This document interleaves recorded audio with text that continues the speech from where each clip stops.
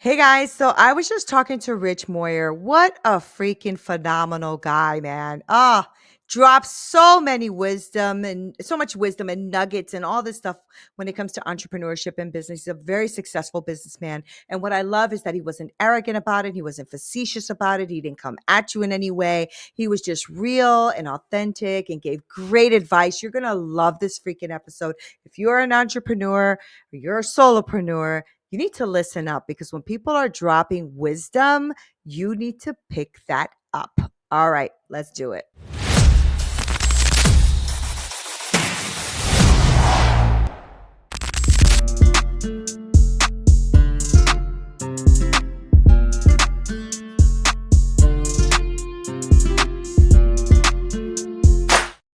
What's up, y'all? This is Neena Perez, and this is Straight Talk, no sugar added. And I am so excited to have you here. I love everything that you guys have been doing. Over 100,000 downloads, constantly sharing the episodes. I mean, you guys are freaking killing it.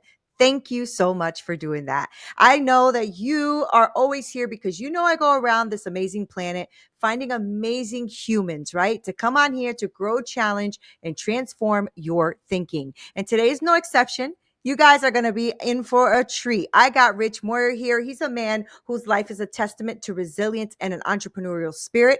From the lessons of the hardworking youth when he was living in the Poconos to tragedy that taught him the preciousness of life, Rich channeled his energy into becoming a standout athlete and a PGA professional by the age of 22. Now, his competitive nature didn't stop on the sports field. It propelled him into business success, culminating in selling his first company for millions. Okay, that's what we all trying to do around here, Rich. All right, so now he's a serial entrepreneur and he's an investor and he's out here just really encouraging y'all. So I want you guys to pay attention and listen up and get ready for this conversation filled with some straight talking and some insights from Rich. How are you, man? Welcome. Welcome to Straight Talk. I'm doing great. Thanks for having me on.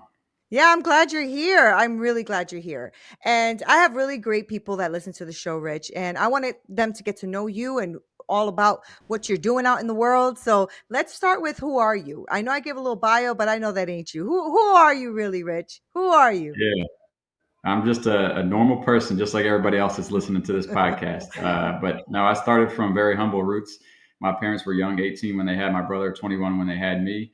And we Mm, were just fortunate to have great parents that never let us quit. If we started something, we had to finish it. And I think that's kind of always stuck with me. And as I went through just playing varsity sports throughout high school and golf onto my career, and then obviously starting companies. But yeah, I just came from a small town, Poconos in Pennsylvania, Northeast PA. I've lived in the South since I was 18 and been fortunate enough to work really hard and have the things that I have today. Yeah, I mean, the key is the hard working, isn't it? I mean, most of us think, or at least maybe it's the newer thought process. I'm not sure that they think everything is going to be quick, fast, and in a hurry. But I am Generation X, right? So we always worked really hard to get what we wanted. We didn't have participation trophies. We didn't have any of that. We had to do what we had to do. So I'm really, I really resonate with that. And I was wondering if you can dig in a little bit of some of the lessons that you have learned because we talked about where you come from, right? Your hardworking parents and you guys having that instilled in you, which is priceless, right, Rich? It's priceless. So you also I was reading when I was reading your bio, I was talking about the fact that you had gone through something that was a bit tragic for you in your life. I'd love to have you share that with us if you don't mind. I'd love to know more about that. Yeah, I think overall, what I went through with, my baby brother was 5 years different than me. So I was 7.5 when he passed away, but he was diagnosed with brain Oh, cancer at a very wow. young age and fought it, with a smile on his face. So I think the perspective on life, he taught me more in 2.5 years than anybody has taught me in 36. And I think Mm, just being able to go through that, was a blessing and obviously tough in the moment. But if I look back on it and since that time, I just really realized that life is precious for one, but two, yeah. we don't really have problems. Like we're fortunate enough to be able to wake up in our own bed. You go to a hospital and watch a 2 year old fight the worst disease in the world, not knowing if Yeah. he's going to wake up tomorrow. It just gives you a little bit different perspective on life. And then the ability to, just watch him touch so many people, whether if it was other kids in there or if it was, the doctors or the nurses. And watching, we counted 300 cars at his funeral before we stopped counting. A kid at 2.5 to have that many people at his funeral, that's cars, not people. It just means that he touched so many people. So now Mhm. my perspective on life is completely different, and it allows me to actually, have that same mentality of how many people can I lift up and make better, or help reach their goals throughout my time on Earth, and that outweighs any dollar amount that I'll ever make. So you were what, like 5 or so when he passed I away? was I was 7.5. 7.5, okay. Yeah, that's really, really tough. My brother had leukemia when he was 2 years old as well.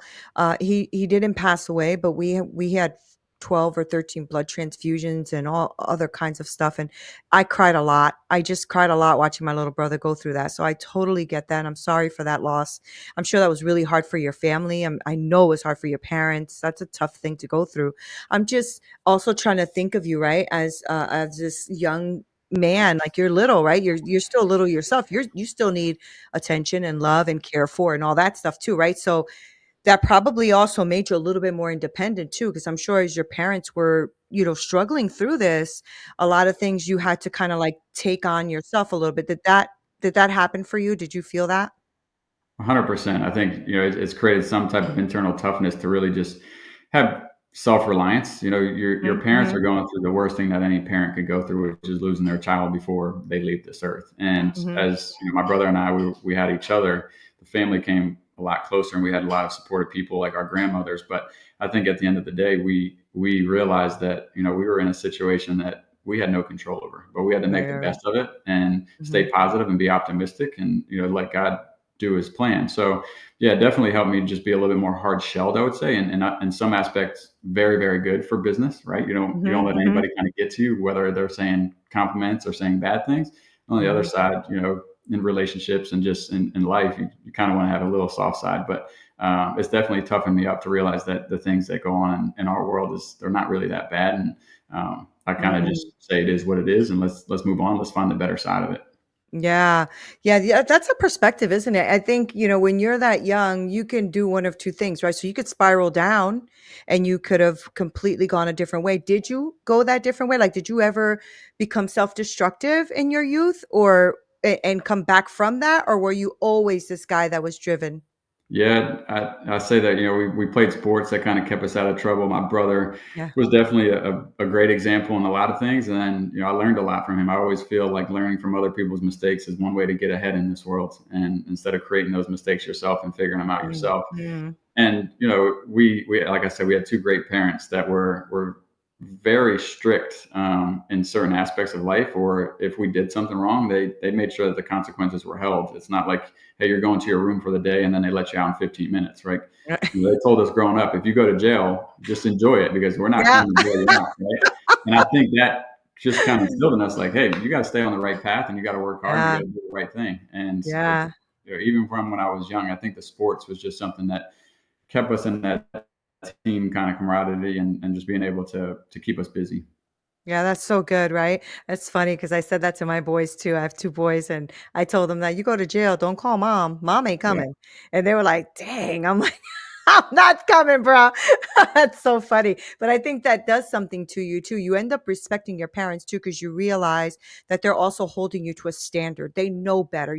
They know better for you, and they know that you know better, right? So they hold you to a standard, and I'm sure that has a lot to do with the man that you've become, right? And so tell me about this first business because you sold your first business for for millions. So what was that? How did you even get into like starting your own business? Most of us rich are are developed and raised to be employees, right? So That's what talk the to me system about tells that. us.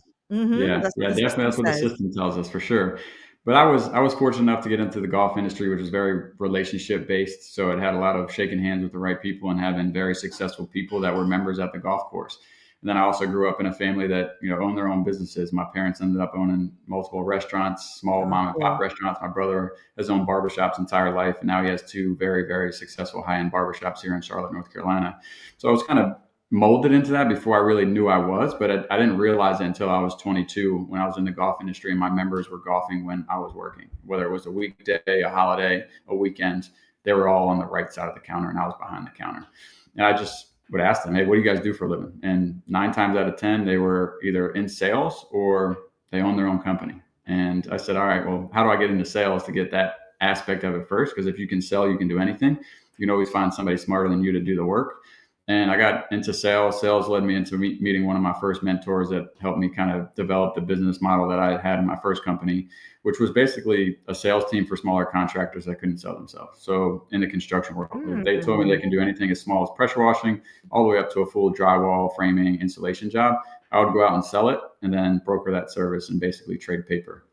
And I That grew is very, so very, smart. very rapidly. So ended up doing that business. I grew it from $0 the first year, 1.8 million, second year, 3.6 million, and then the third year, 6.5 million.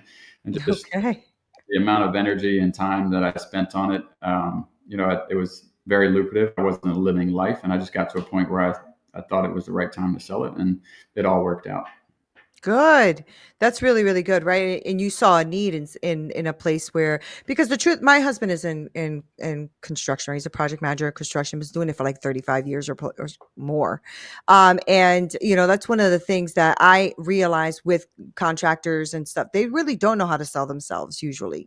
So they're just blue collar workers, just going out there making a living, right? So that was really smart that you saw that need and hopped on that, because I'm sure that helped a lot of people, because the same way you were making money, so were they, right? The same way you were making money, they were making money. So that's a good thing. That's a win-win. Good for Yep, you. a win-win for everybody. And I took companies, some of them were my employees that ended up helping them start their first company, and then they were doing, hundreds of thousands to millions of dollars themselves. And that's really Wow. cool, again, to kind of have that as your passion to be able to help people. So yeah, taking smaller companies and helping them grow their own business and feeding them every week, every month was Yeah. beneficial. That's so good. But you know what? Also, you took an opportunity. You were working in a place where you saw people were there who already had businesses, who were wealthy, who were already there. And that's, I think, the advantage that a lot of people don't think about is getting in the right rooms. You know what I mean? Just being in that space. And, that changed my perspective a lot too, because when I grew up, grew up in the projects, very poor. We just didn't talk money, didn't think of money. Business was out of the question. We were just born and raised to be employees. And you start to shift your thinking when you start to think about sales or opportunities or getting into rooms with different people. That's why I love podcasting. I get to speak with people like you who've been there, done that, and are teaching others, and that's a really powerful thing. I think about a lot of Rich Dad Poor Dad, right? The four quadrants, right? Yep. And I constantly think of when I read that book, I was like, wow, okay, I've lived in the employee space a lot.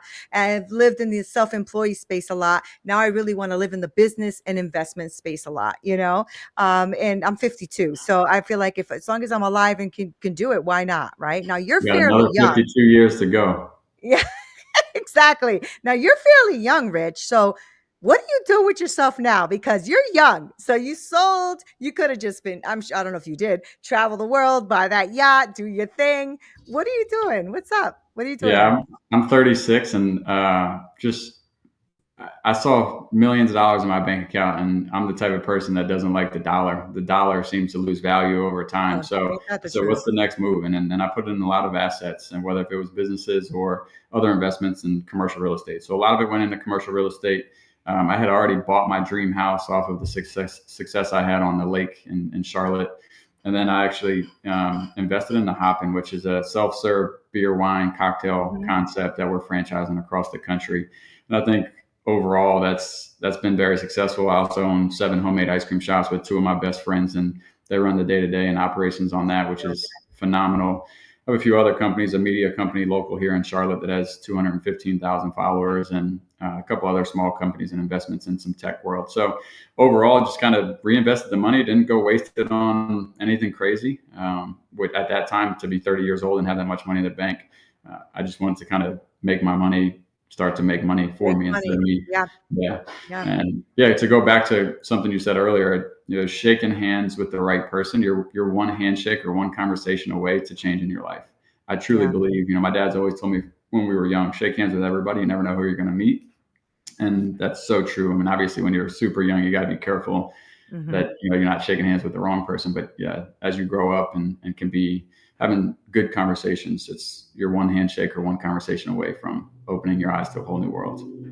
What do you say to someone right now who is like a solopreneur? They think they have a business, but they're doing it alone, right? Because one of the things, again, when I read that book, is I was like, oh shoot, here I am thinking I have a business and I'm doing it alone. If I die, the business dies. Like that's it.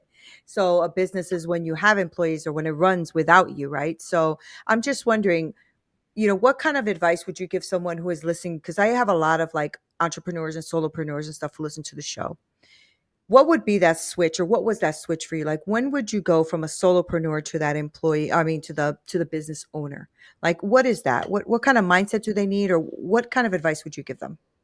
If I'm able to catch them early on enough, I would ask them what's their long term goal. Right, let's work backwards. What's your goal 5 years from now? Is it to build a company that has multiple employees, multiple location, or whatever the business model is, and work backwards? And then you can kind of really get a good idea if you work that way instead of just saying, "Well, I want this, but I don't know how I'm going to get there."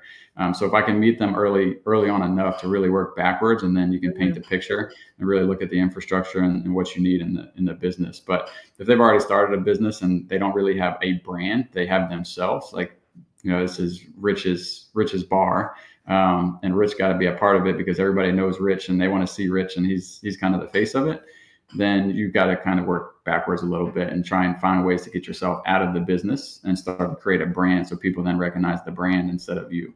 That's kind of how Mhm. my first business was. I was very reliant on, hey, if you need something, call Rich. It wasn't, hey, if you need something, call One Lions.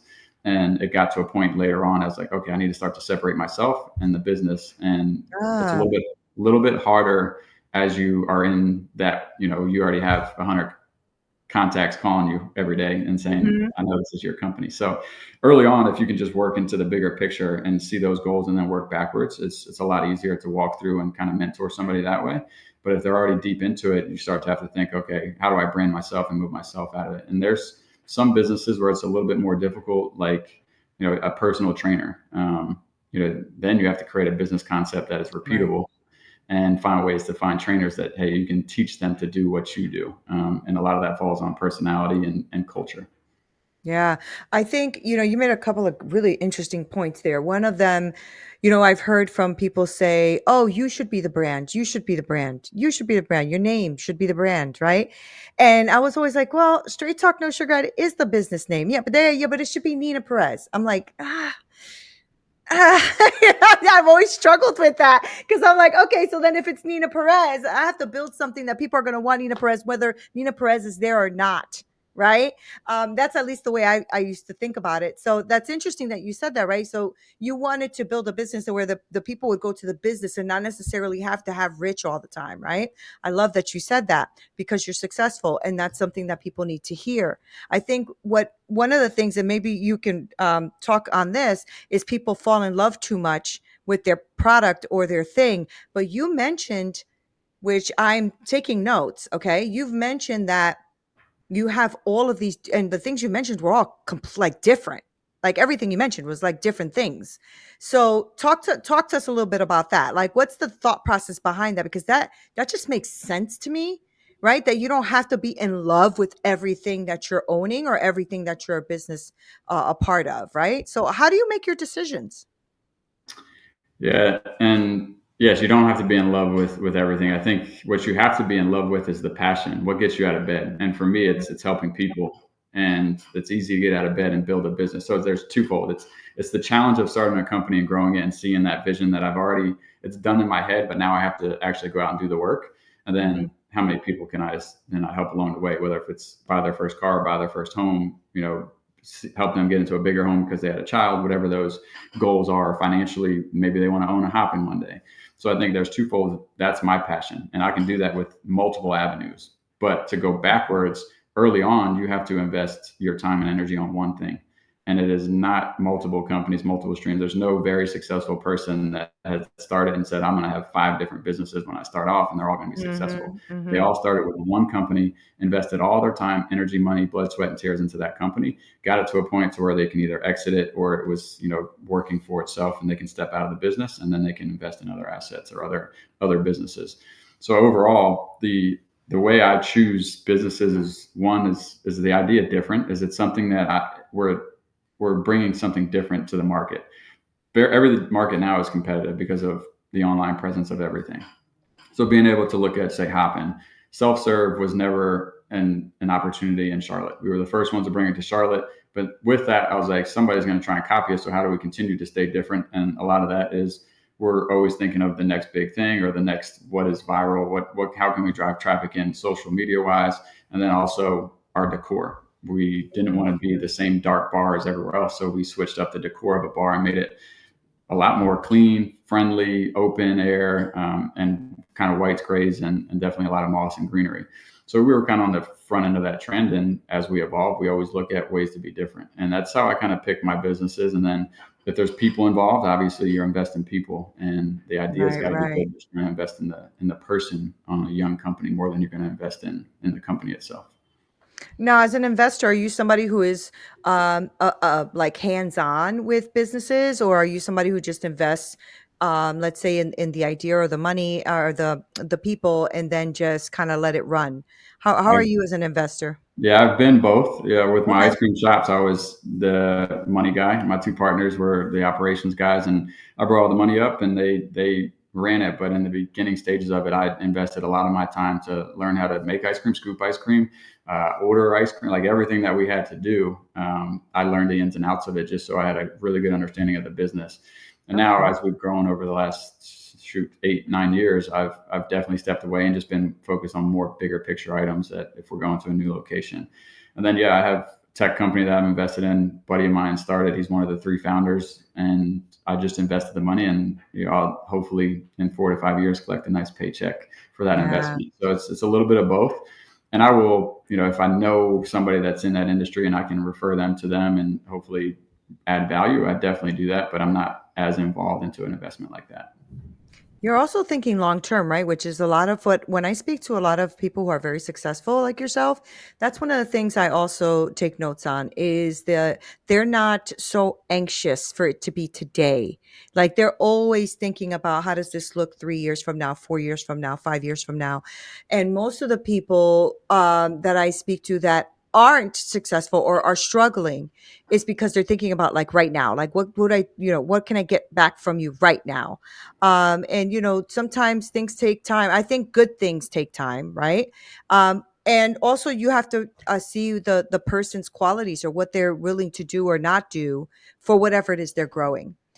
So if you can leave somebody right now with something inspirational for them to like really kind of look at where they're going or what they want to do in life, right?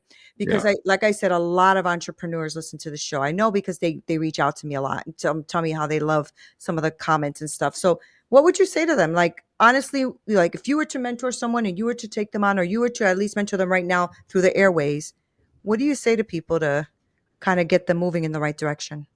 It's a perspective thing for me, and I think everybody gets stuck on kind of that fast money or that overnight success. And anybody that is successful, I compare them to an iceberg. You don't see the 90% of that iceberg underwater that they went through, whether if that Right. was losing money, not being able to pay bills on Friday, not being able to pay staff, whatever that may be. But you see that 10% success that's online or on social media. So I like to compare it to that, but I also like to flip their perception of it and say, look back 3 years. Tell me something that happened 3 years ago. And they're like, man, it felt like it was yesterday, but it was 5 years ago. So, all right, now let's look towards the future. It's very hard for people to look in the future and say 5 years from now, that's forever. But no, just go take the action. 3 years from now, you're going to look back and say, instead of reading books and watching YouTube or listening to this podcast, you're going to say, I learned so much in those 3 years, and now my business is very successful. And I didn't really do anything. I just took the action to go do it. Now 3 years flew by. But if we Right. look at it in the future, it's like 3 years is forever from now. So I think it's just more of a perspective and really kind of getting that into their mindset. Like, yeah, if I look back on things 10 years ago, 5 years ago, 3 years ago, it feels like it was yesterday. I look at my Mhm. 10-month-old son and I feel like we just had him. And we're already Nice. planning his first birthday. So it's a lot of perspective and just wanting that quick dollar or that overnight success. And then it really just comes down to commitment and consistency. Shit's going to happen. Yeah. And you got to really fight through that and understand that failure is a good thing. You never really learn anything in success. You learn everything when you're making mistakes and you're failing, and that gives you your trampoline to success. I freaking love that. So true. My God. Have I learned so many horrible things that are good things in horrible situations.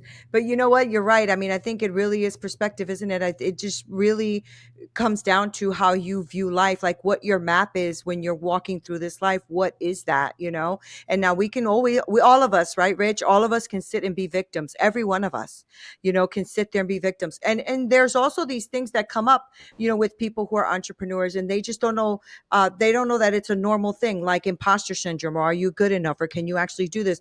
Every entrepreneur, successful or not, that I have spoken to has gone through that. Every one of them, right? And I have personally, I have friends and stuff who are multi-billionaires, right? So when sometimes even when I speak to them, they'll surprise me with something that they'll say. I'm like, really? You think like that too? Like I think like that too, you know? But it's amazing. We're all human. We're all human, and we Yeah. have human experiences, and we struggle and we go through these things. But sometimes people just throw in the towel too quickly.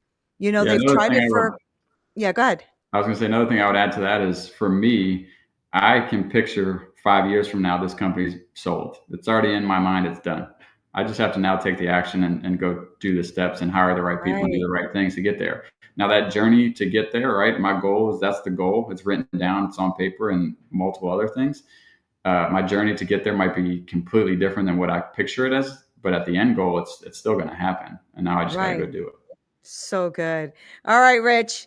You left too many like nuggets around here for people to pick up. Too many gold nuggets. So I want people to follow you. Are you active like on content, or do you do a lot of stuff online? Like tell us a little bit about how people can find you and check everything out that you're doing. Yeah, love to always offer anybody that listens to the entire podcast and gets to this point to reach out to me with any questions or mentorship. Definitely reach out on Instagram, Rich_Moyer, or LinkedIn. And LinkedIn is a little less likely for me to respond just because I get so many people to message me on there. And Yeah. that is Rich Moyer on LinkedIn. And anything business wise, you can find that on LinkedIn as well. And happy to chat with anybody, whether if it's has interest in franchising one of my location or one of my businesses, or just looking into some advice in a situation they're in right now. Yeah. So you mentioned the one with the drinks. What was it called? Hoppin'? Or what was it Hopping, called? yep, Hoppin'. Yeah, I gotta check that hopping. out. What's the other one? Because you said that it just said Uh, ice cream, but you didn't mention what it was. yeah, Two Scoops Creamery. We have 7 locations between North Carolina and South Carolina, and we're expanding as well. Oh, cool. Come on down to Texas. Come on down to Texas. We'll be in Texas with Hopping this summer. We'll be in Fort Worth Oh, and Dallas, and cool. then we'll be in Austin, Texas in the coming year or so. And San Antonio, we just Awesome. had a group in from San Antonio that is probably going to move forward, but we haven't got the final word yet. Where I'm in Austin, so I'm gonna definitely go. So get your behinds down here. I love that. Thank you so much for hanging out with me, Rich. It was really a pleasure to speak with you. I love speaking with authentic people. I love speaking with people who are really successful and just come out to really just help other people. That just is so powerful to me. And you know, you're not talking down to anyone. You're not being facetious. Like you really are a good guy. And I really love that you hung out with me today. Thank you so much for spending time. I appreciate it. I really do. I enjoy it, and I appreciate you having me.